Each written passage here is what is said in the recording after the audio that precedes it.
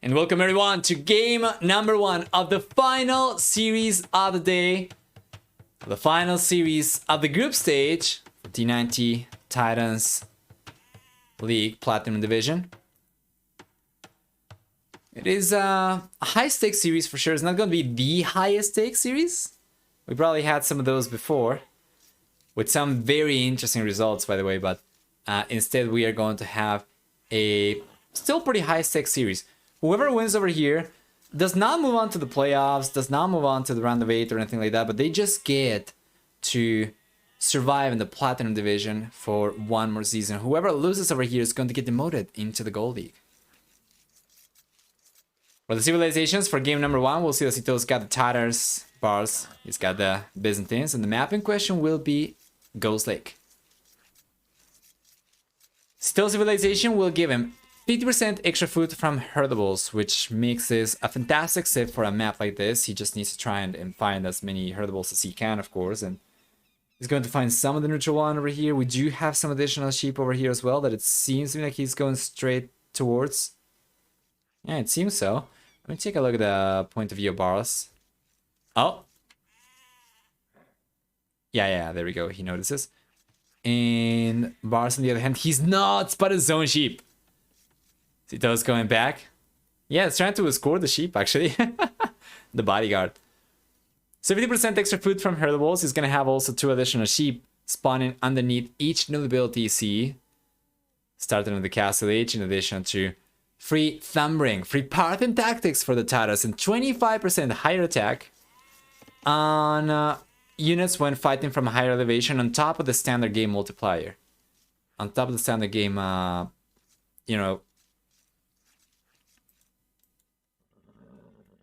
elevation multiplier. For the team bonus, finally, Tatars will get 2 extra line of sight on cavalry archer type units and Barles. Barles is going to be playing with the Byzantines instead. That means 10, 20, 40, 30 and 40% extra HP and buildings from the Dark Age up to the Imperial Age. A 25% discount on counter units, Skirm, Spear and Camel Riders. We get also free Town Watch, free Town Patrol. A 33% discount to go up to the Imperial Age, and finally the team bonus is going to be monks that heal units 100% faster. There is a fire galley bonus and fire ships and whatever, but that's not relevant over here, of course. So what is the final sheep balance? We'll see 11 sheep over here for Sitaux, and that's probably as good as it gets for him. You know, except perhaps like if he was able to get the 4 ones over here from Barles also, right? But the red player is going to be on 4 right now. And this is so good for Sitaux. It's going to be so much food for free. It's going to delay his need for farms a lot. And it's overall going to put him in a fantastic position. It's going for the second board. We didn't really take a look at the map generation though, but let's fix that. Taking a look at Sitau's map generation first. We'll see for the blue player.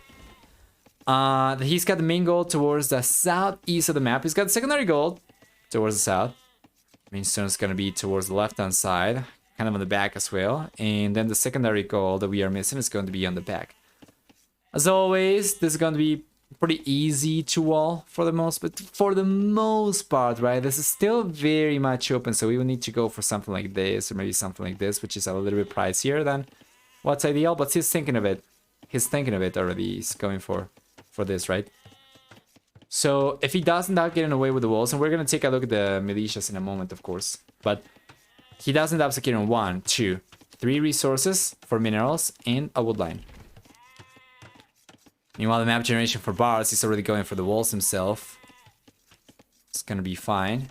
He does end up securing the secondary gold, does end up securing the main stone on the back, but the other secondary goal is going to be out of reach, and the main goal is actually going to be part of the walls.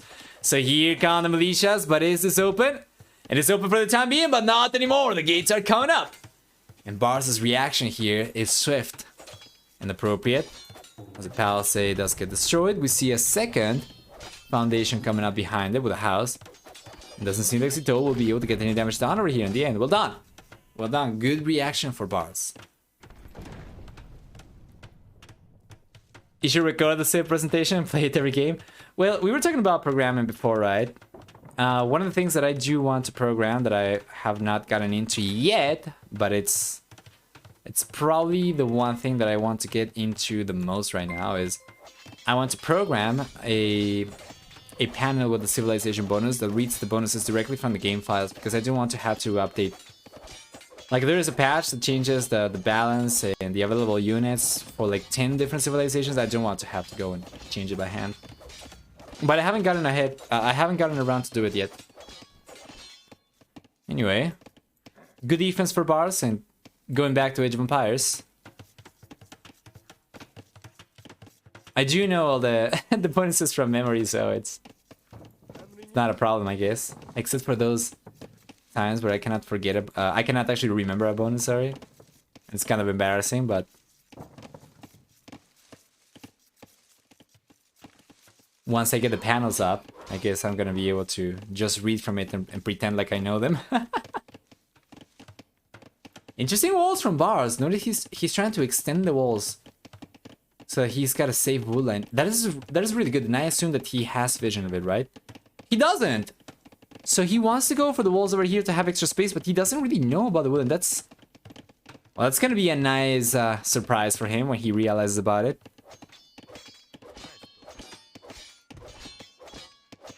He's going to get the walls up. Well done.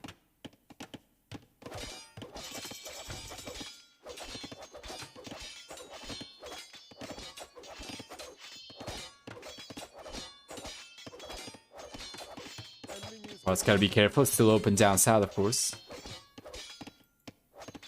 Definitely doable. You'll manage. I'm hoping. I'm hoping so. Thanks.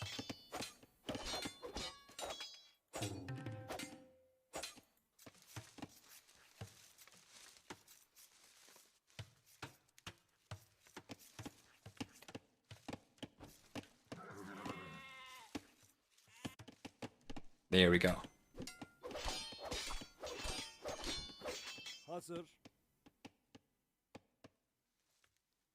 Yep, Sitaux isn't able to get any damage done over here in the end of militias. Will go down as kind of wasted resources, but he does go up to the fuel age much later compared to Barles, so his economy is going to be just fine. And as a matter of fact, it's going to be the one to click up to the castle age the earliest in this rush. Yeah, in the end, kind of dies off, but won't really prevent Sitaux from getting on commanding position, right? Once he gets to the castle age. Meanwhile, Barles, on the other hand, so far away from the castle age. And remember, this is still going strong for Sitaux. He's still collecting from the sheep.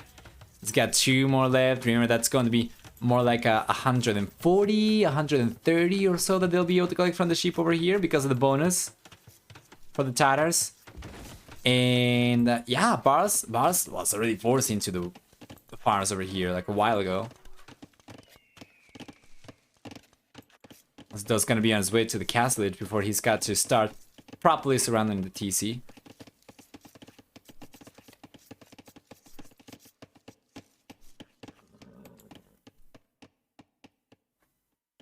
Castle age is on the way for Sitaux, yes. Barles, not so much.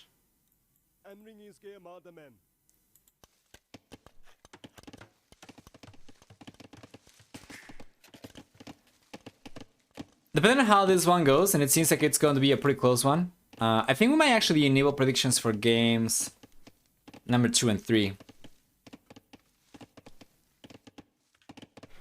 Because it doesn't seem like anybody's going to be like steamrolling anybody else. Even if my prediction is that this might end up being a 2-1 series for Sitaux. I still do recognize that this could very well go the other way around, and I think it's probably a good one to have predictions open. Castle should be on the way for Barles very soon. He's missing a building, so he's going for the archer range. He's missing the food, but he's not going for a market. He doesn't really have the resource to go for it right now. Yeah, and by the time he managed to get the market up, he probably will end up collecting the food anyway, so... maybe not the best eco balancing over here, but still pretty good. And Barles will at the very least be able to click out to the castle edge before Sitaux gets there. Now, this is a massive lead though for the blue player, and he's got just enough resources, actually more than enough resources to go for 2 additional TCs, and you know he could very well go for 3 additional TCs. So where are those going to be? This is a fantastic spot in between the gold and the stone. But it's not going to be it. He's going to want to secure the main goal that is exposed next to the ice. And he's going to go for a TC on the woodland over here. Now this one, I'm not really sure how I feel about. I think like it's probably not the best location. He cannot really surround it with farms. And that area doesn't seem to me like it needs protecting because it's got the back woodland over here. While Barles, for instance, on the other hand, could potentially, if he were to come aggressively over here and destroy this, these resources would be kind of exposed, right? But yeah, potato, potato. Getting the 2 TCs up right away will still allow him to start pulling ahead of villager count by a little bit. And this should be actually quite significant. Remember, if you do go up to the castle age on the same position as your opponent, then for each 25 seconds earlier you get there, if you do go for the 2 TCs right away, that's going to already amount to a 2 villager lead. And now Sitaux was able to get to the castle age significantly faster compared to Barles, so it's probably going to end up getting more like a 6, 8 villager lead. I think like an 8 villager lead is probably doable for Sitaux. By the time Barles doesn't end up getting the extra TCs up, assuming that he goes for the extra TCs, right? And I would imagine he will. He's got the resources, so... Where is Barles going for those, though? In between the goal and the wood, I assume. And then the other one's gonna be on the woodland over here or on the stone. Hey, TOS! Hi, hi. Straight cavalry archer as well. Yeah, he shouldn't really be able to keep production going from 3 TCs and then triple archer range or something like that. He's got to do just the 1 archer range, so that's alright too. If he just produces from 1 archer range, eventually he's going to get good numbers anyway. And the great thing about the units over here is that, remember, Tatars, they get extra range, actually extra vision, sorry, on the cavalry archers. We do have hills around the map, and it doesn't take too many for him to go forward and raid. It will take a bunch of cavalry archers for him to get enough to fight against like knights or potentially even camels, right? But if there's no resistance from Barles, then a few cavalry archers could be enough. There is going to be resistance though, as Barles is going for elite skirmishers now. Even if he doesn't really go for too many extra units, and now the second TC is coming up for Barles. This seems too little too late though! Barles, without a third TC, without a prospect for a fourth TC, will start falling behind the village count even further. Right now, he's behind already by 10 workers. Damn.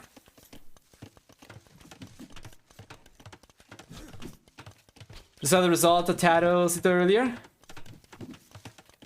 Still could not sustain triple TC production. It's getting a little bit of idle TC time, but it's gonna be fine. He's trying to fix the food situation, right? He's fine. Barles on the other hand, yeah, he's able to keep production going from 2 TCs for the villages, right? But it's a little bit of a struggle still for him to go for much of anything else. He's got like a very tight economy, and you see he's going for the crossbowman upgrade, which delayed his production for a little bit. But yeah, Sitaux still finds himself increasing his villager count even further, right? It was 10 extra villages before, now it's going to be 15 extra villages, so a 33% lead over Barles' working count, and now the 30 TC is coming after Barles. Once again, from this point onwards, so long as Barles is able to keep all 3 TCs working, should be able to prevent Sitaux from increasing his villager lead any further. Sitaux does not seem to be particularly interested in going for a 4 TC, so that's going to leave them on like a 15 villager delta or so. 2 TCs feel really bad. Not enough to seriously pressure, and not enough to truly boom. Yes, I do agree. If you're going up significantly later compared to your opponent, sticking to 2 TCs is going to... it's going to be a little bit of a rough strat to try and pull off, because your opponent could very well be going for full military, they could be going for full economy, whatever they're going for, you're going to fall behind. In one way or another, right?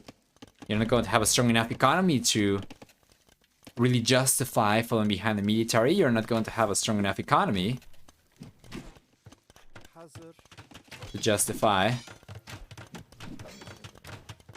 going for military as well.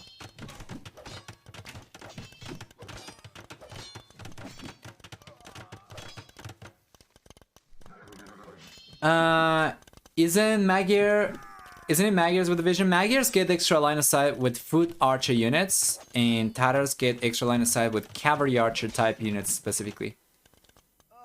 So I think actually let me take a look at that. I'm not really sure if it's cavalry archer type units or if it's just like actual cavalry archers, because if you have a, let's say, a Cuman ally, right, is the Kipchak going to be affected by it? Or if you have a Burmese ally, is the... Wow, it's been so long. I forgot the Burmese unit's name. Arambai, is the Arambai also going to be affected by it? Maybe if you get access to Jenny Tor from having a Berber ally, is that going to be affected by it? I think it's cavalry archer type units. I don't think it's just cavalry archers, but I'm not 100% sure. Somebody will have to take a look at it. We have a little bit of an engagement brewing over here, so I don't want to take a look at the game.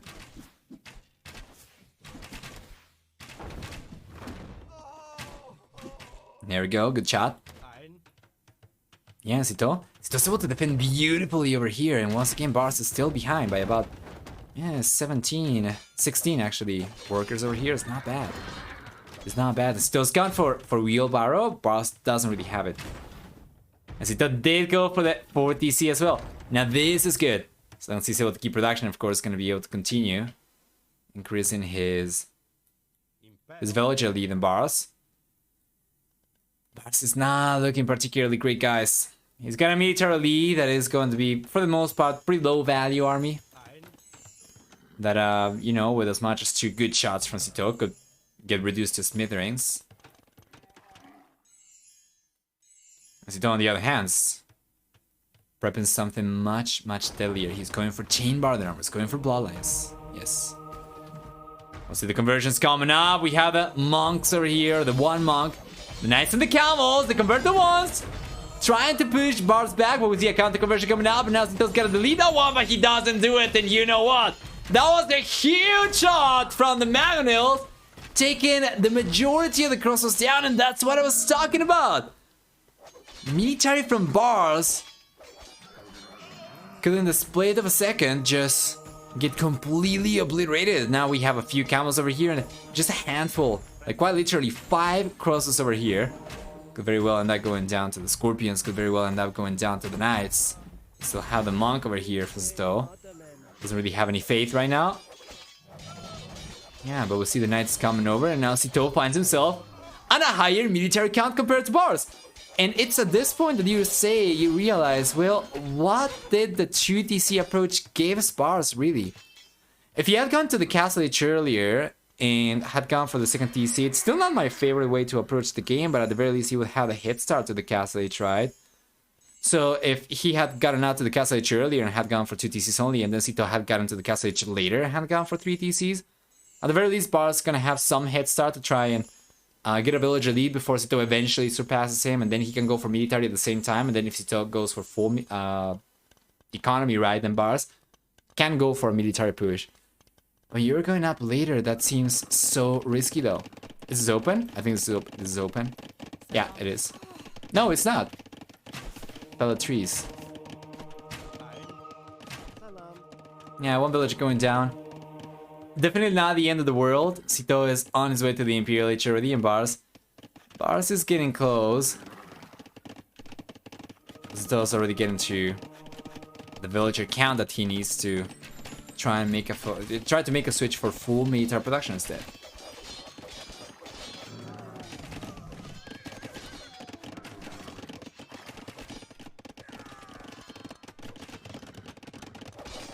Beautiful. That's a lot of camels from Barles. He does gotta be careful. He is. Just trying to walk away.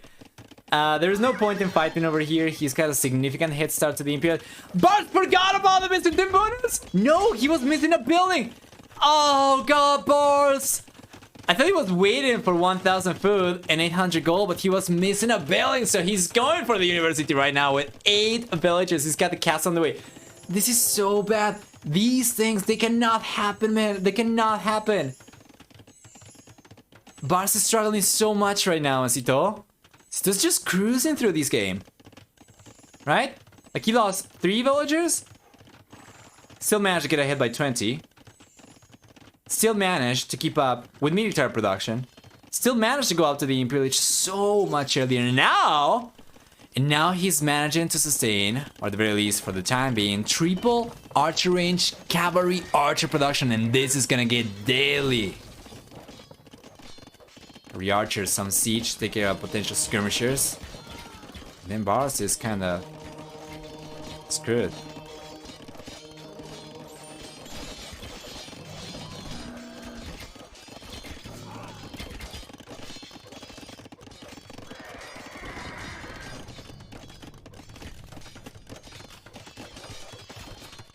Have some of the camels coming in from Barles though, so the raid is taking place. But this is because of Sitaux sending the majority of his units forward.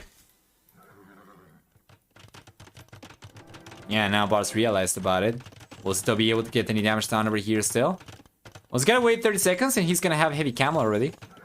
He's got ballistics on the way and a couple cavalry archers over here. He's got the hill advantage as well. He's gonna be wary of this. There we go. What was that though, Barles? It's going to get a beautiful surround going. That was an atrocious engagement from Sitaux. It seems to me like he forgot about it or he messed up the command somehow. He just walked across. The unit's taking damage for free over there. He should definitely have taken a much better engagement because of the hill. But he was not fighting. Yeah, you know, and Sitaux's position is such that even after that, he'll still be in a pretty darn good spot. 33 military units. His house at 170 bars. It's gonna get the raids going once again. Sitaux is gonna need to do something about his defenses in front of his DCs over here, but he's gonna continue trying to go for the raids himself. And yeah, maybe not the best pathing, maybe not the best areas for Sitaux to try to strike. He's taking a lot of free damage over here. Going straight into the castle, going under the castle straight into the units earlier. So I know that I've been giving Barles a pretty hard time over some of the, you know, mistakes that we have seen from the red player, but Sitaux is not playing like super flawless right now. He's also had a few missteps himself, and Barles, well, Barles is getting away with damage that probably he shouldn't be able to get away with. At the center though, that's a lot of camels coming up from Barles, from Sitaux. A big engagement takes place in the end. Barles and now losing a bunch of the camels over here. Both the players losing the majority of the camels. We have cavalry archers left for Sitaux, but enough camels left for Barles to push the units away and at the very least keep Sitaux's army contained inside Sitaux's base.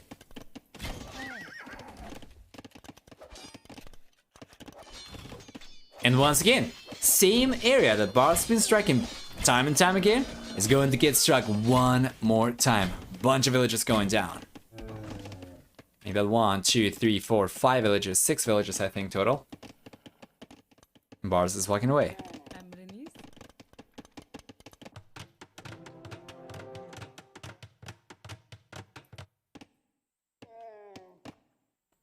Extra raid coming in down the south. And once again, Sitaux is really lacking the defenses here. Eventually he's gonna have enough stone to go for a castle, but he's already taken 29 villager losses. 29 villager losses for Sitaux this game. Still finds himself ahead in work account, but that just means that he's produced a lot more compared to Barles. He's had to pay for a bunch of extra villagers. These guys have already been upgraded to heavy cavalry archers. He's got bracer and chemistry for the +4 attack. He's got ring archer armor coming in. There we are. Which is absolutely fantastic. He's got also, I believe he's got Spartan tactics. At this point I would imagine he's probably already on Thumbring, right? Yeah, of course he's got Spartan tactics. He's got the upgrade for free. He's not gone for silk armor yet though. That's going to bring this up even further. And we'll see the first cast coming out from Sitaux. It's going to be a fairly conservative one up in the north. On the hill, it's going to be for the most part a defensive one. But it doesn't really protect too much, does it? I mean, it's going to be a little bit of an obstacle for Barles to run around if he tries to put pressure from the left-hand side, but it doesn't really protect too much economy from Sitaux whatsoever, so Barles could potentially still get away with the raids if he goes around the castle. Down the south, see the camels coming in from Barles. Sitaux should be able to defend himself, and the game is neck and neck, guys. When it was looking so much better for Sitaux not too long ago. Barles was able to stabilize over here, come back into it.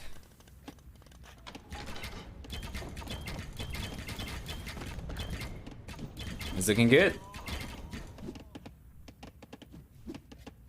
It's looking very, very close. Sitaux about to get the 200 population as well. It's gonna be playing defensive for the most part, and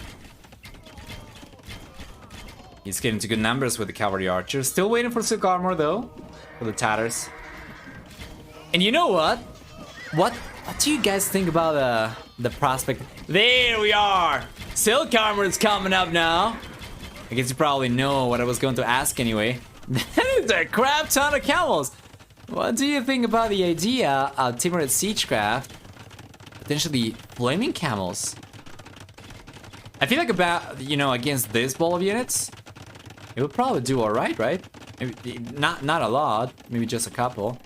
But I guess maybe the resources required for you to even get access to the flaming camels probably not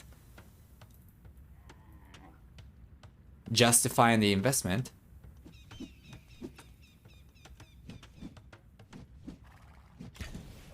Flaming camels really suck. I just want to see them so much, man. I just want to see them so much. You know, we used to think that Steppe Lancers were pretty useless until they got popularized towards the tail end of last year, and look at them now. Maybe the flaming camels are just misunderstood. Maybe they just need some more stage time. They're on the good versus mass elephants.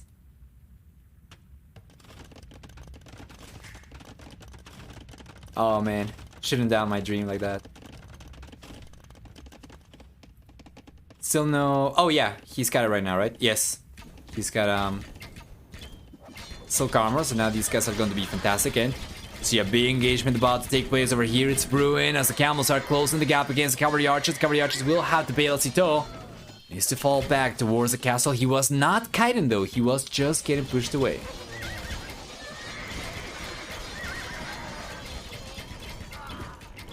Maybe not the engagement he wants to take with the Hussar against the camels and the cavalry archers against the skirmishers.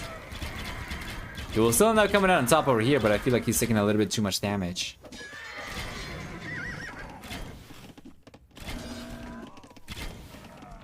Well, technically, if Sitaux is able to keep to 200 population, if he's able to stay up to 200 population, he should, on paper, get the better trace no matter what, right? Because he does have a more pop efficient unit over here, at the very least against the skirmishers. That should be pretty easily, and if he's got a meat shield, even against camels, he should be pretty good. Ideally, he does want to kite though. He does not want to just run back towards the castle every time. At some point, he'll need to go out.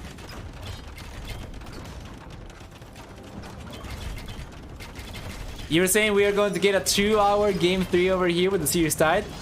Well, we are getting to 50 minutes for game number 1 already, and I do want to say this is going to be a stalemate, definitely. A stalemate, sorry. Definitely, Barles does have momentum over here, and Sitaux has been playing defensive for the best part of the last 10 minutes or so, but yeah, it doesn't seem like this one is going to be over too soon. Probably get to 1 hour. We'll see. Sitaux? Sitaux's run out of gold though, I think. Sitaux's run out of gold, guys. This is really bad if you're going for cavalry archers. This sucks. The only 2 golds left available on the map are going to be under Barles' possession. You can see them over here and over here.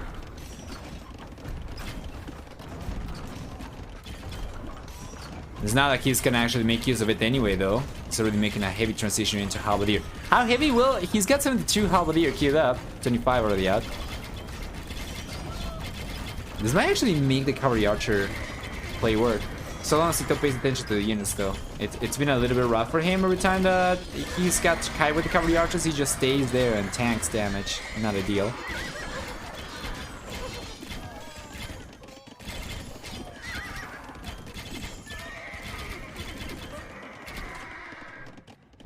Beautiful. Sitaux's pushing back out. Does he have, though, what it takes to sustain this kind of push? He's got right now only Hussar queued up. Can't really go for any extra cavalry archers. He doesn't even have a single relic. Barles is gonna head and collect all 5 of those. So even when the gold does eventually run out, Barles is gonna be the only player with access to gold. And while the game was looking once again so much better for Sitaux, maybe 20 minutes ago. Yeah, in the span of 5-10 minutes, a couple missteps here and there, Sitaux ended up costing himself the lead. Now he's going down south, try and prevent Barles from pushing over here. Well, what does he have to defend still up in the north though? There's a lot of units coming over from Barles and he's just pulling the units away. I really don't get it though. If he gets a trebuchets, that's gonna be good damage. Maybe 1200 resources on the drain, but he already lost the castle. He got there way too late. And this castle's going down. He doesn't have any defenses. What is this from Sitaux? I really don't get it. Like, I truly don't. He's going after the trebuchets. What does that give to him? He already lost the castle, and up in the north, he's losing this castle as well. Barles is looking very good, guys. He's got 3,000 gold banked up. He still has access to extra gold. I don't know if Sitaux is trying to get access to 1 extra gold. No, there is nothing over here for him to fight this area over. The extra gold is going to be over here. Barles is not collecting from it. He's collecting from the one up in the north. He's got only 5. So minus right now is not really prioritizing the gold too much. He's just already made a transition to trash units, right? I think he's got it. Well, yeah, Barles is going to be the only player with access to gold on paper. That should allow him to go for stronger armies. He's got the halberdier right now. If he is able to take down the cavalry archers, that's basically the only thing that he's got left. That Sitaux's got left, sorry, that Barles is going to find as an obstacle.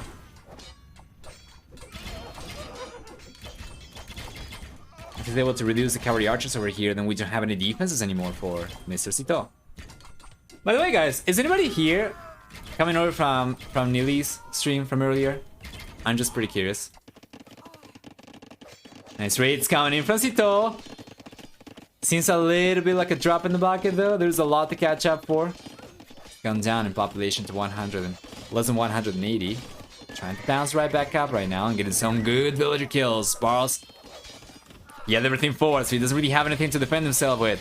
But at the same time, all the 4 units over here roaming around on the back of Sitaux's base.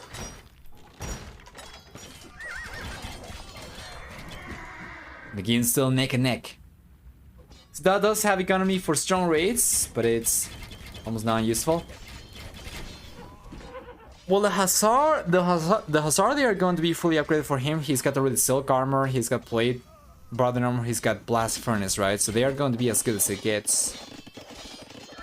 And Barles, on the other hand, he's got halberdier, he's got skirmishers. Those are cheaper, but they are not going to be as good, right? The skirmishers are going to be alright. The halberdier are not going to be as good because of lack and blast furnace. You could say that it doesn't matter because they got bonus damage and that's what they're going to be relying on against the Hussar, and you would be right over there. But when it comes to raiding, Sitaux's units do hold a higher raiding potential compared to Barles's. The problem is that he's been struggling to defend himself. Every time that he's gone forward, he's also gotten breached once he came back home. And right now we see a lot of units coming over from Barles, starting to make use of that gold resource as he's got the Captram upgrade now coming in. Or actually, he's gone for the Captram upgrade already. He's already gonna start barreling through the defenses from Sitaux down south. There's nothing over here for the blue player to defend himself. 5 Captram still for Barles. Yeah, once again, Sitaux's getting pushed back one more time into his base and unable to come out. And every time that he does try to come out, Barles keeps on suppressing. Even though the rating potential is higher for Sitaux's units technically, the defenses over here are such that Sitaux needs the units to defend himself because he's got no castles, he's got no towers, he's got just a TC, he's got nothing, right? The TCs are not going to provide protection to how many villages we have over here. 68, no. Meanwhile, on the right hand side, every time that he tries to go for the raid, he's got castles to survive against. The defenses are just so much better set up for Barles. So all the time putting pressure. And you're right, Sitaux cannot push the Byzantine castles without siege. Can't get siege without gold. Looks over. It's looking pretty good for Barles. Guys, vulnerable predictions for games number 2 and 3. This was quite the ride. Quite the roller coaster. We are getting to 1 hour already and down the south. Hey! Barles is going for bombard towers! Yes! You wanted to see those resources to use? Well, he wanted to as well. And he'll give us the bombard towers that the people were demanding.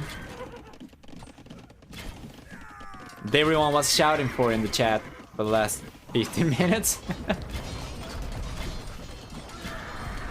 Yeah, and he's getting a fantastic trade over here, right? Once again, Sitaux is ever so slowly but steadily running out of cavalry archers, the only gold unit he's got access to right now, and he goes on to call it GG. Like a little bit past 1 hour. It's gonna be 1 for Barles. Sitaux is gonna find himself at nil after game number 1, and Barles is going to have game number 2 to play on Sitaux's home map. We'll take a look at what the maps are, what the civilizations are in a moment. Let's go through the achievements. We'll see a better KD for Sitaux. We'll see for economy. A stronger economy for Sitaux as well. Did it matter? It did not matter. It did not matter at all. The trades were cost effective for Barles, and while he might not have gotten as high up in villager max count compared to Sitaux, he also did not take anywhere near as many losses, so Sitaux did end up spending a lot of extra resources just to get, or just to keep up with villager count over here, because Barles ended up losing about 36, I think, workers throughout the game, while Sitaux on the other hand ended up losing 90 exactly. So well done.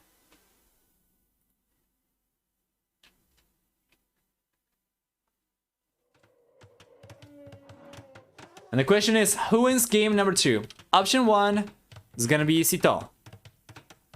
Option 2 is going to be Barles. And you'll have 5 minutes to get your predictions going, guys. Go nuts.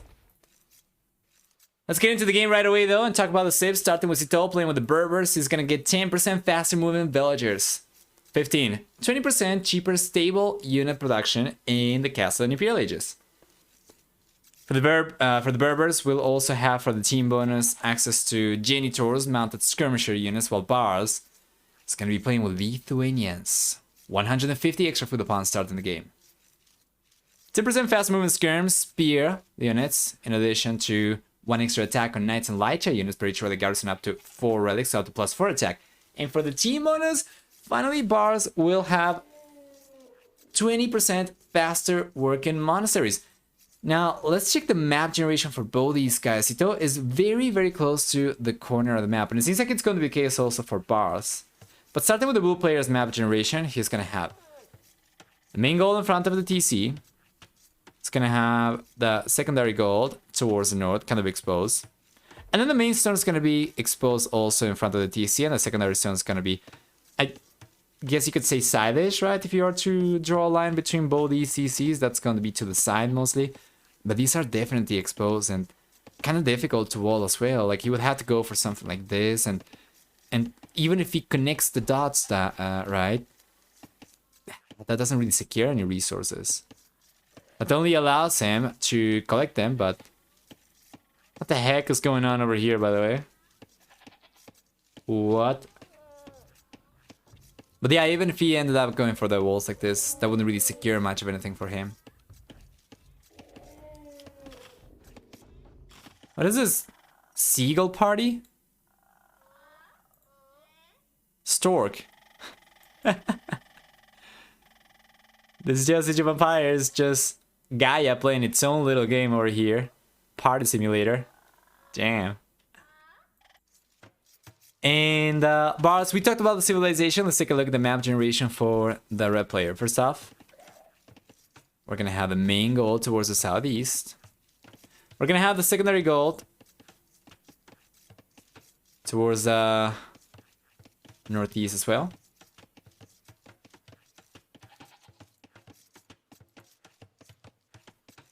And the predictions are open now, by the way. Sorry, it seems like I needed to confirm that for whatever reason. I'm not really sure why Twitch is forgetting a bunch of my settings today, but Yeah, so, the predictions are open, guys. For the next 5 minutes, you can predict who you think is going to win. Option 1 is going to be Sitaux, option 2 is going to be Barles. You can use your channel points. So yeah, for the red player, continuing on the map generation analysis, we'll see the main stone towards the north. We're going to see the secondary stone towards the southeast. All of these resources are also either forward or side-ish for Barles, and no one is going to have safe golds or stones to speak of. In a very similar fashion to what we saw from the blue player, right? If we were to see some walls coming up like this for the red player, he would get access to the stone. He would get access to the gold, but he will not secure those. Fortunately, both these players are going for, you know, cavalry-driven civilizations for the most part, so it's, I would say, unlikely that anybody's gonna go for archers and will be able to push villages away from these resources, right? It's probably going to be just scouts from both. And we know that's going to be the case for Barles for sure. He's going up an 18 population, 0 gold minus, so it's got to be scouts. And Sitaux, on the other hand, it seems like he's going to go up 21 population. And he's going for the walls. Actually, it might not be 21 pop. No, it is going to be, right? Or, but I didn't see Loom. No, he kills another villager. Yeah. So it's not going to be 21 population. Seems like he's going to try and make a play for the fast castle here. Spending a lot of time and resources getting the walls up. It's going to be completely secured. Barles, of course, he should be aware of this already, and yeah, this is probably already kind of given away the strategy. From Sitaux over here to Barles. Barles, of course, the one with the scout forward, is already aware of the walls coming up. Oh, the quick walls though!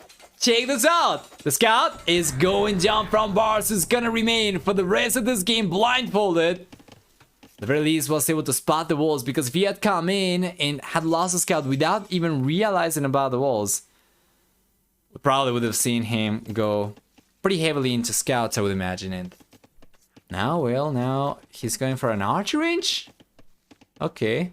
Well, let's take a look at the resources. Does he know about... So he knows the gold is exposed. That's all that he knows. Yeah. Might actually work out. Sitaux will need to go for gold if he's ever hoping to go after the castle age soon. But it doesn't seem like it's going to be a fast castle for Sitaux as well. No, it's going up 25 pop. It's not going to be enough.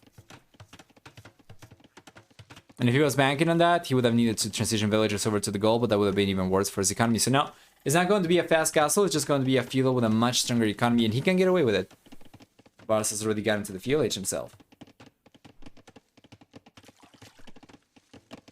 Sitaux is struggling in these series, seems like an eco thing.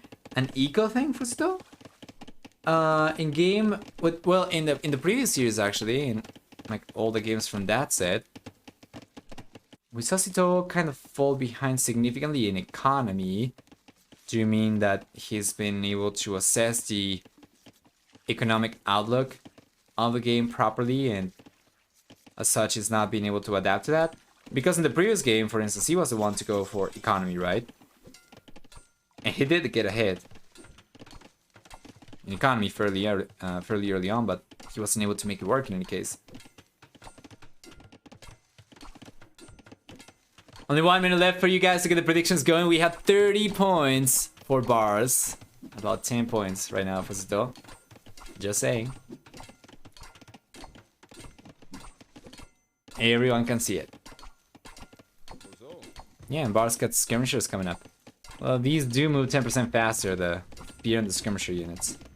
So he will be a little bit of a nuisance here, but realistically, this shouldn't really result in any losses for Sitaux. Yeah, it's going to keep a few villagers still collecting from food over there. It's going to start going for zone scouts. Very interesting to see for sure. You would be expecting Sitaux in this position to try to just collect the resources to go up to the castle age, but he's kind of forced into a defense of sorts, right? Because of the goal situation here.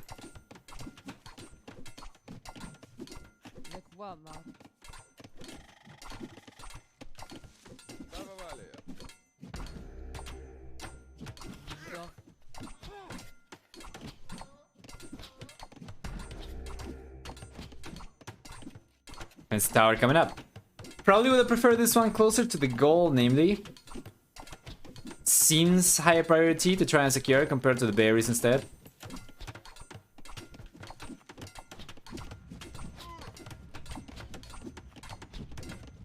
Why there?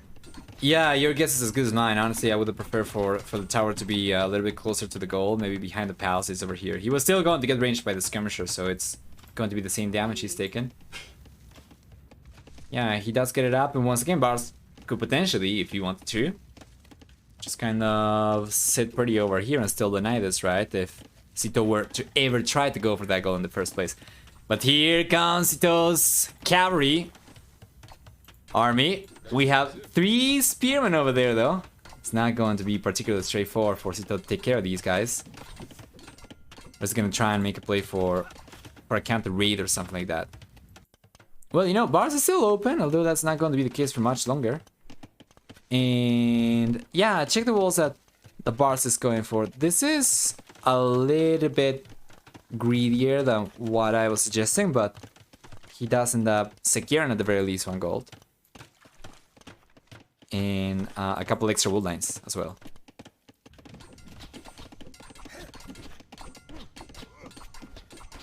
Yeah, I'm not the biggest fan of the tower location myself either. Now Sitaux's gonna try to make a transition to the gold.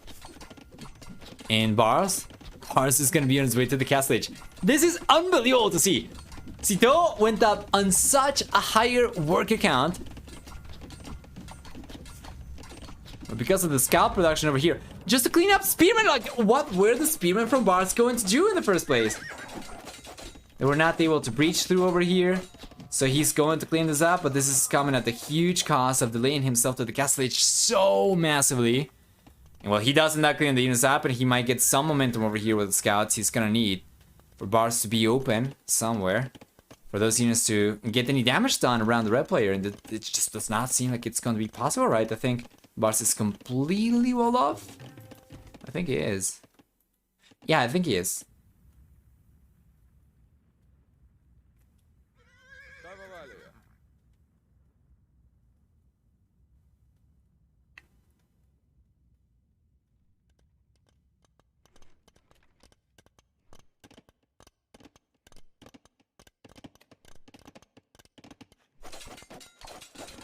Here we go.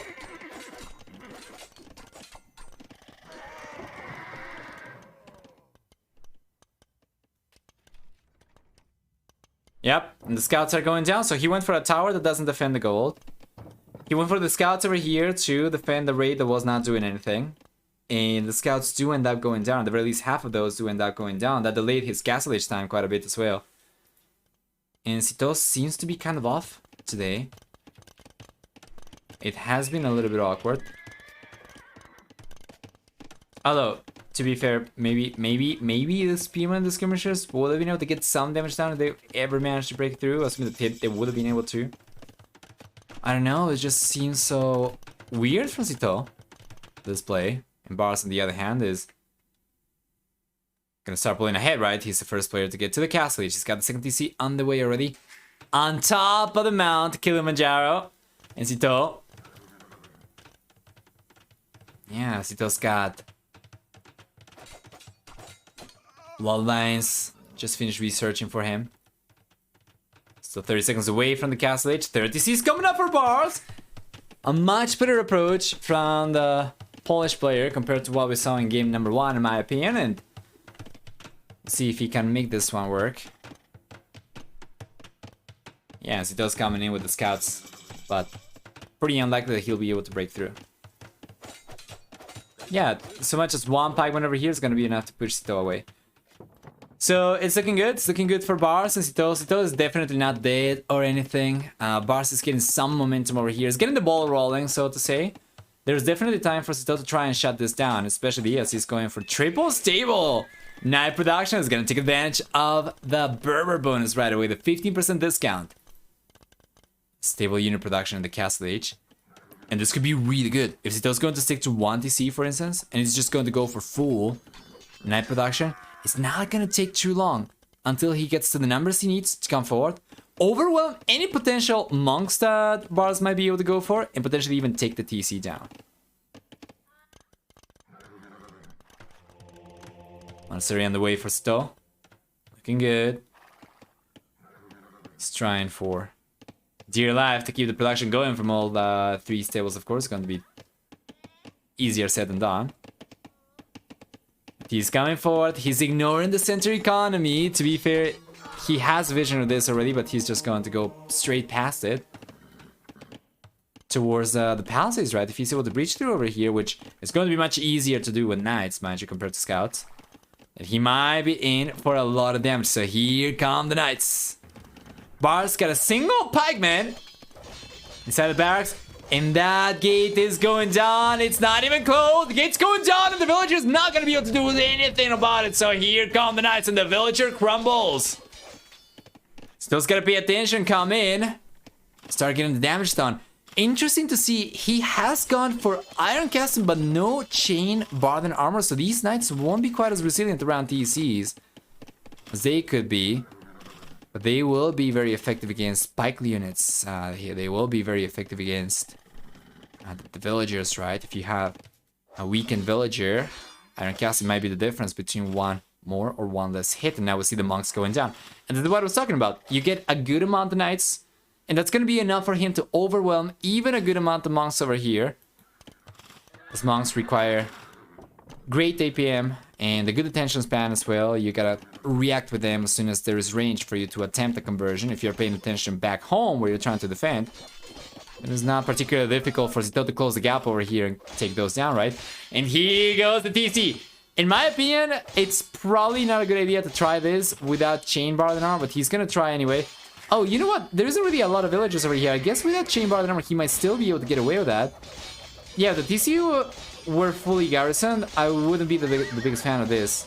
You can see already a few of the knights are going down, right? And this is not even fully garrisoned, but he might be able to take the TC down anyway. The conversion's coming out, but it's not going to connect.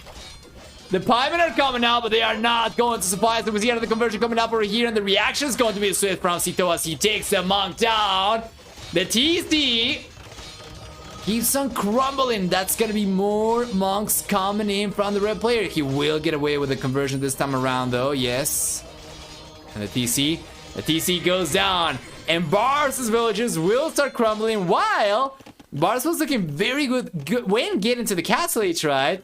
And I was praising his extra TCs and his position over there. We did note that Sitaux was not dead and that a triple stable production like he was going for at that point in time could still be enough for him to take this game. Right now, Sitaux has been able to compensate for the extra TCs from Barles by taking the villagers down and getting the villager count high over here. The advantage, right, the lead. He has managed to stay ahead in military as well, and it's probably not going to change anytime soon. He still has at the very least 2 stables producing. This economy should be right now strong enough for him to keep production going. And Barles is just going to call the GG. And it's understandable. It's understandable. And who here was calling a 2-hour game on a 1-1 series? Well, you are that much closer to your prediction being correct. As Sitaux takes game number 2, he equalizes the series over here. We're going to see a 1-1 set as we transition into game number 3. For the final game to decide who gets demoted and who gets to stay one more season in Platinum League. Once again, probably one of the better endings you could hope for the group stage of this tournament. Let's go through the achievements. We'll see for military then, a better KD for Sitaux, and not by a little bit, by a lot. It's going to be about 7-6, 7-3 actually. For economy, we have a stronger economy for Sitaux, collecting about 1600 extra resources. We'll see for society, a higher villager max count for Sitaux. Did not lose a single villager throughout the game. Barles ended up losing 15. There we go. I'm always correct if I jump. That was you! I see. Okay. Let's pay the predictions off. Sitaux comes up on top over here. Let's go back.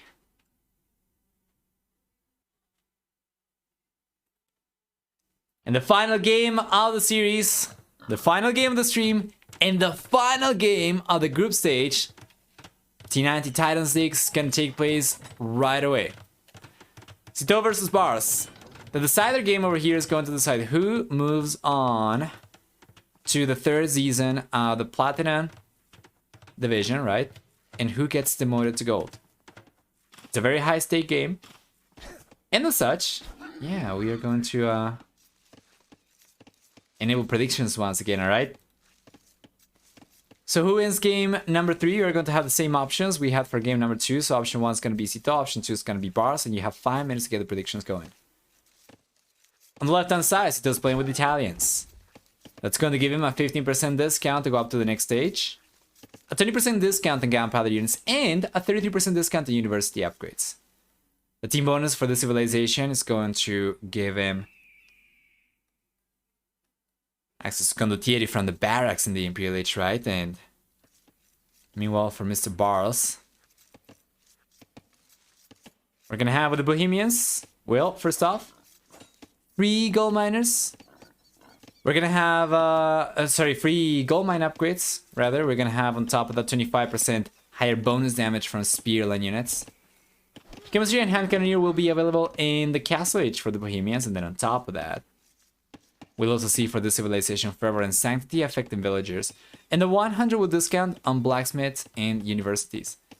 The team bonus, on the other hand, for Barles' civilization will have his markets work 80% faster, and that's going to be about it. We usually do go on to take a look at the maps after introducing the civilizations, but on this map, it's not really going to make too much of a difference because of the way that it generates with the castle always in front and towers surrounding the walls, or rather the towers protecting the surrounding walls.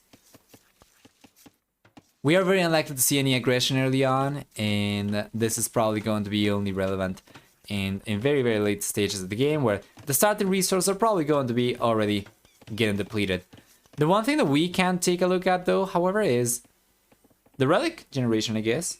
And we do have 5 relics over here, with the first one being down the south over here. It's going to be a neutral one, we can call it, right? Because it's between both these bases. Then we're going to have another neutral relic right next to the palm tree. And up in the north, there's going to be one that, you know, technically favors Sitaux. It's closer to his gates compared to the gates from Barles. But realistically, whoever goes after the castle age first could potentially go and try and take it. And then for the red player, we're going to have one that favors him as well, next to the palm tree over here on the right-hand side as well. And the final one is going to be kind of a neutral one. It's right in between the camels, and that's gonna be about it. So yeah, guess it should be on the way very soon for both these guys. Is it getting too late for you guys? I would imagine many of you are probably planning to go to bed right away after this game is over. I'm taking a look at the time right now, and yeah, it's probably past midnight, right? Sitaux says, I didn't put regicide. Does it change anything? Barles says, don't think so. And that's usually the way it goes. Regicide these days is going to be baked into the script so that you can't mess up the settings. 23 past midnight in Italy. All right. 1:23. I'm here. AM here. Work tomorrow. Oh, Theo, that's so rough. I'll let the guys know so that they can make the game quicker. 4:30 p.m. in the US. 4:30 p.m. So it's 8:30 p.m. let's say here in Argentina. So I would imagine you're probably in the West Coast. Is that so?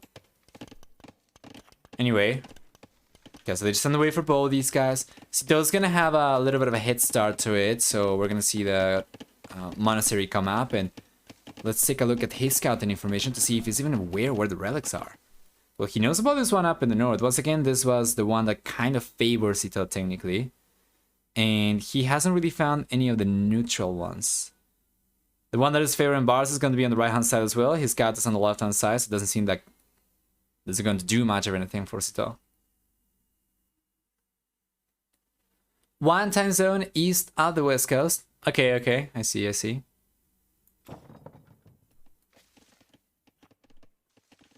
To mind? It is a privilege to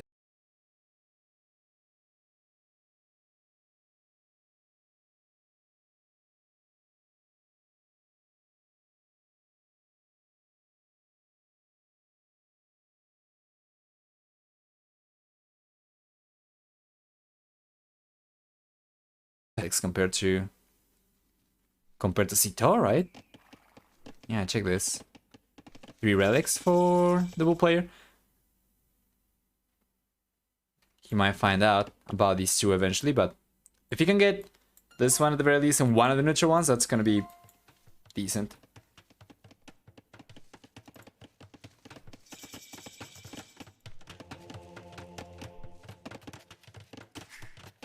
Second and third TCs on the way right away for Sitaux. The castle lead comes here for Barles. He's got the second TC actually on the way. No third TCs yet, and a monastery is coming in also for Mr. Barles. The monastery is already out for Sitaux. Now, which relic is gonna try and target first? Taking a look at his point of view, this is probably the one that he wants to collect. Either this one or this one, really, because those two are technically contested in between both these bases, and this one is one that he probably shouldn't struggle to collect, right? So he's probably gonna try to save that one for later. He's going for the farthest most. Oh no, he's going for the one up in the north. Wow, still playing safe.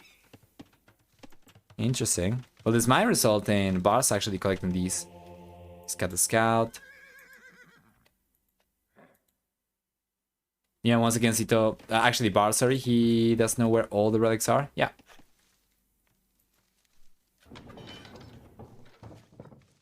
Hey, Dan the Man's Great. Hi, hi. Welcome back.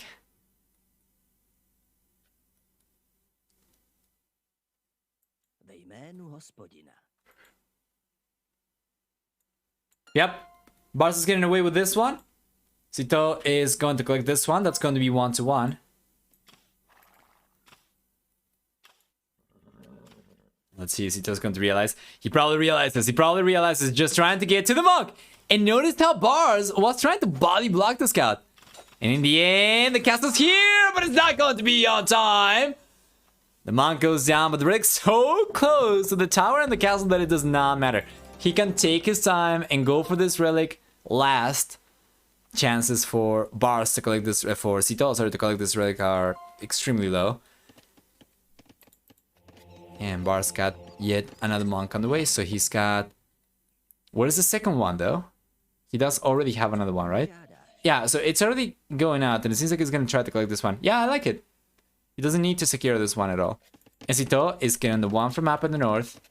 This is going to be the second relic coming in for Barles, and Sitaux does not really have any scouts or anything left. Well, technically he does have one scout. He had to go for this one, I think. Yeah, but he probably won't be able to do anything on time, right? Barles could potentially bring the relic around the right-hand side, for instance. Wouldn't be as easy to predict the... Yeah, the path of the monk. Okay, just bringing it back. He's got the Hasa wagon. And it's fine. The game has stabilized for the most part. Doesn't seem like we are going to see too many battles over the relics. It's probably just going to be first come, first serve bases over here, and nobody's going to try to contest them too much. On the right-hand side, Barles is collecting the third relic. So 2 on the way. This one is secured. And then there is only this one left, right? Sitaux took the one up in the north, and he's going to try to go for this one down the south. He's got the monk on the way. Barles got the scout on the way. Ferris coming in as well for him.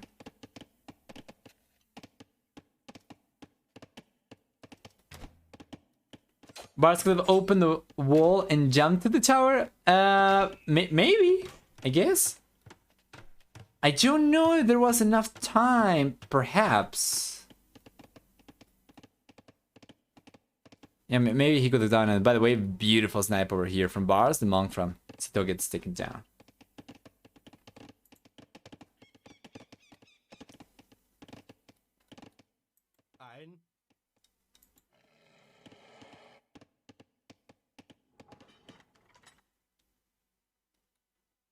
There we go. Wheelbarrow on the way for Sitaux, and the game has, by and large, stabilized. Seems like Barles will now collecting 4 out of 5 relics. He's got 3 already, and he sent the monks down the south, I would assume. Yeah. Pushing the Genoese crossbow away. Well done. From this point onwards, it's going to be just a play for the Imperial Age. Oh, this might not be good for Barles if he does not get away with the conversion. Oh, he got it at the last second. This Sanctity Monk would have gone down to a light cavalry. And without Sanctity, it would have gone down to the scout cavalry. But Monk with Sanctity against the scout is going to take 4 hits. So he was able to get away with it, actually. Just barely, though. Just barely. One. The fraction of a second later, the scout was going to attack. But yeah, it's good. Now, we see the same work count for both these guys. Close to it, anyway. We have a stronger military count for Barles. And the guys are just going to make a play for the Imperial Age. Barles is on his way up a little bit earlier, and Sitaux. Sitaux should be on his way up very, very soon himself as well. It's a 3 hours match. Look at them. Fast castle into boom, into imp, slow. Alternate pushes. It has been a fairly uneventful game so far, up until the players did click out to the Imperial Age. I will admit that, but yeah, doesn't seem like it's going to have too much of an impact in the later stages of the game, at the very least I would assume.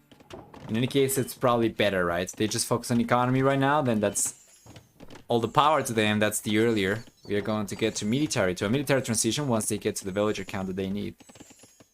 So Bohemians, we're talking your Halberdier, your Havnita, right? We're talking your monks. Sitaux.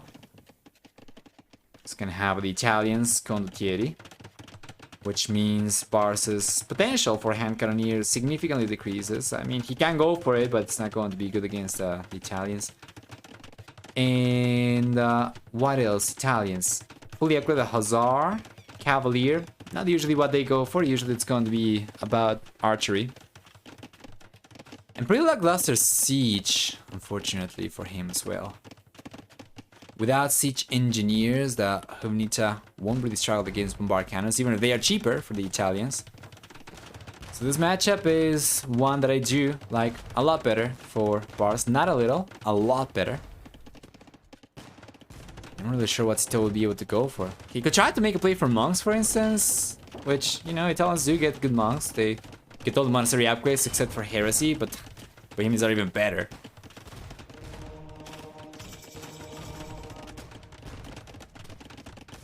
And I guess we are going to find out. Hand cannoneer? That seems awkward. He's gone for the crossman upgrade, but he's also gone for chemistry. So it's going to be bombard cannons and hand... Okay. Sitaux's gonna be in the Imperial Age very soon. Does he have any barracks? Yep. I really don't get Barles' choice over here. Hand cannoneer and bombard cannon. Yeah, the anti-gunpowder unit from the Italians is good, but it's going to be just that. Anti-gunpowder. Barles gets to, like, say, Arbalesters himself or something like that. He should be able to take care of those. And yeah, it's going for the hand cannoneer and bombard cannons. We'll see. Sitaux's getting to the Imperial Age. He's going to start going for Condottieri right away. Let's take a look at the point of view from Sitaux for a moment. He knows about the castle. He doesn't know about the archer ranges or about the hand cannoneer. However, he should realize that chemistry has been researched preemptively from Barles because of the trebuchets having chemistry as soon as they got unpacked.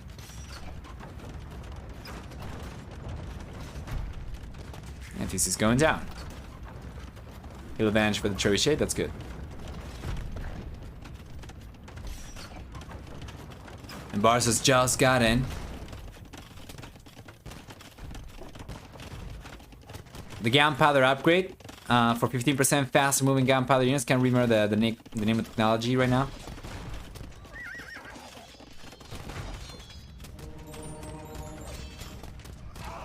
Something tactics. He's getting that one.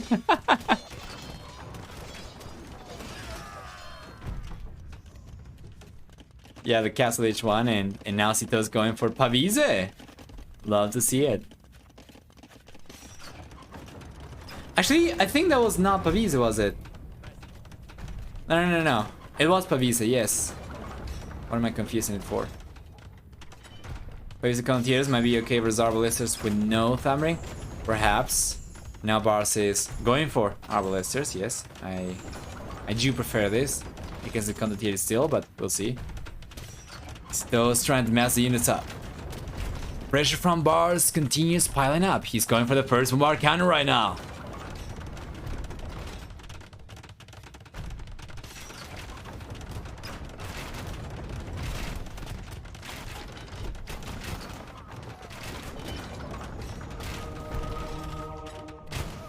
There we go.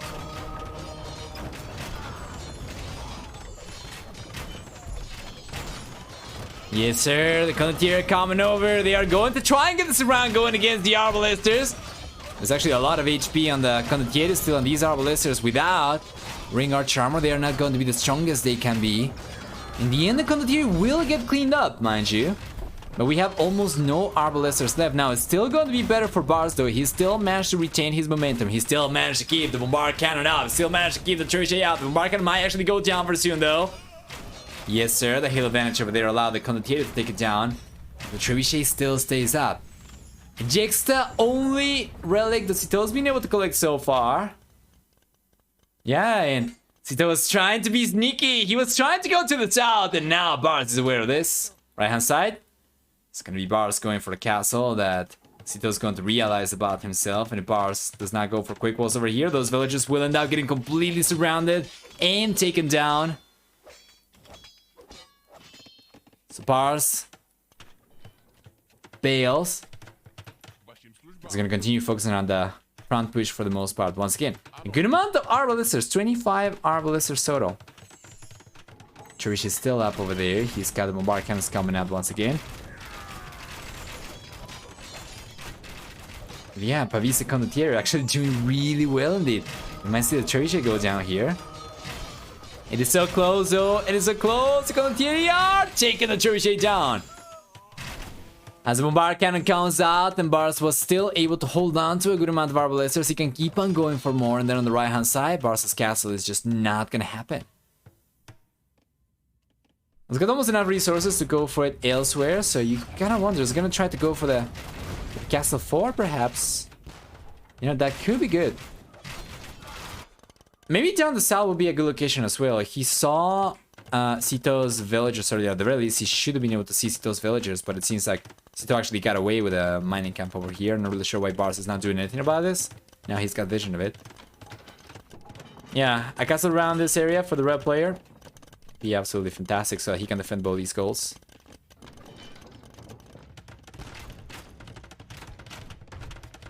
Wait a moment!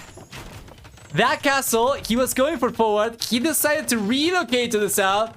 Yes, sir. The reaction is coming in from Barles. The reaction is coming in from Barles for sure. This castle at the very least is going to secure both the tiles that he was collecting from, but ideally he wants to get some units out so that he can push Sitaux away from that goal and get access to it once again. Besides the situation down the south, Barles has also taken the time to take the walls and extend them all the way over to the left-hand side edge of the map, and he's gonna probably eventually gonna try to wall all the way to the right-hand side. He's got a villager over there going for outposts to get vision, and eventually he's gonna try and get the walls. Meanwhile, there's a big ball of Condottieri coming up once again from Sitaux. It seems like he might end up getting some of the siege down from Barles, but Barles got a scary amount of Arbalesters. Got the bombard cannons over here who needs already, so these are strong. And these will take the Condottieri, and take a look at the absolute bloody parade that Sitaux's units left on their way towards the Arbalesters. 43 Arbalesters left over here, down from like, what, 57? 14 Arbalesters went down total? You know how many? I cannot even... How many Condottieri have gone down over there? And the Humnids are staying up, and Barles' population is so much higher compared to Sitaux, and I think the key over here was just in numbers. It's always in numbers. So long as Barles is able to keep a scary amount of Arbalesters up, no matter how many Condottieri Sitaux goes for, right? Barles finds himself on a beautiful, beautiful lead, and It's going to be the case always. That's just the way that range units work. The more you get, you know, the smaller of a surface to volume ratio you're going to have, and in this case I guess it's going to be the smaller, like, exposed units to unreachable units ratio is going to be for range units. So it's looking really good for Barles. It's got 5 Amnitsa right now, all of these forward, nothing on the back, nothing defensive, all of this forward. Bombard kind of goes down for Sitaux right away. You gotta keep in mind as well that Italians do not get siege engineers, so these are going to be stronger, longer range siege weapons. And the one thing that the Italians will get, the condottieri over here, seems to be struggling big time against the Arbalesters. We will see a proper surround coming up over here, so that will certainly alleviate some of the pressure when Sitaux is trying to approach the units from Barles, but still, as many Arbalesters as we saw go down over there, I think should end up cleaning out the condottieri one more time, and he's going to, and you know what, not a single Hovnica has gone down. This is still a lot of Arbalesters going down, mind you, and for the first time, we see Sitaux actually get ahead. The military counters ball players go down in population significantly, and the Hovnica are gonna reach right now with the condottieri, yes sir.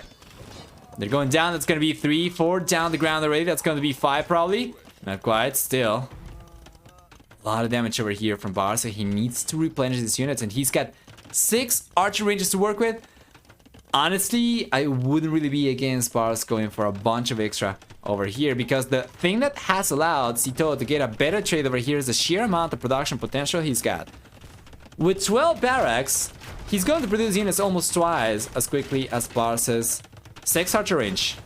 6 archer ranges, right? So, production potential over here for Barles is definitely not what it could be. Right hand side, condottieri coming in once again. We have petards. Getting picked up right away though. That was a good attempt. But Sitaux, wow, he's gonna go on to call the GG. And guys, the game is over. The last game of the group stage of T90 Titans League is finally over. It was a high stakes one, and in the end, it's gonna be Barles the one to take it over here with the Bohemians against the Italians. He was able to overcome the anti-gunpowder power of the Italians, and that's gonna be 2-1 for him. Barles survives in the Platinum League one more season. Sitaux gets relegated to the Gold League. So, let's go for the achievements one more time. And we'll see a better KD for Barles. A little bit better than 3-2. We're gonna see for economy, a stronger economy for Sitaux. Collecting about 300 extra resources. Very close for both these guys. So the KD certainly favors Barles, right? When the economy was about the same for both these guys, whoever was able to get the better kills, the more kills over here is going to end up getting the better traits. It's going to end up in the better position as well. And then for villagers, we'll see a villager max count that is a little bit higher for Barles. At the end of the game, he did end up producing the most villagers over here, although he ended up taking the most losses as well. The momentum over here was enough for him to force the GG out of Sitaux. I think the blue player could definitely have kept on trying over there. Definitely do not blame him for calling the GG. I think he could have kept on trying, but I think definitely was in an awkward spot. So in the end, Sitaux gets demoted. Barles stays.